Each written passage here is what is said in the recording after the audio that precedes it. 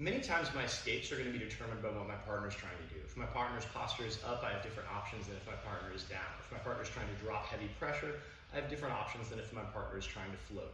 But one technique that works from just about any dominated position, be it the mount or side control, is the knee elbow escape, which is sometimes called the shrimp escape. We use it as our base shrimp movement to try to get out. And this is why shrimping is so important, and why most jiu-jitsu academies shrimp before every class. So Dave is mounted on top of me, right?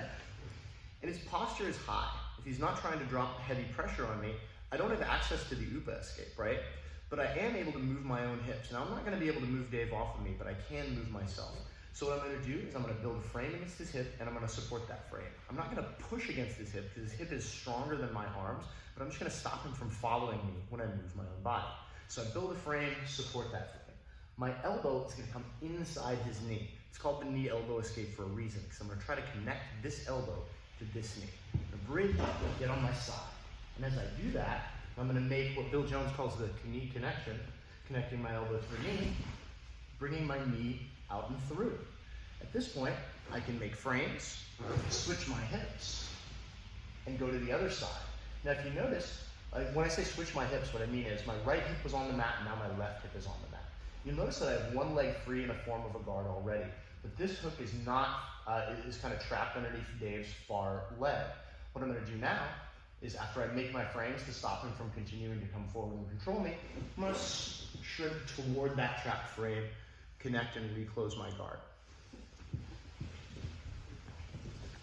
One more time.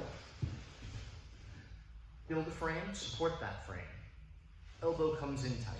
And now we're gonna do that shrimping warm-up that we do every day. We're gonna bridge toward our trapped leg, get on our side.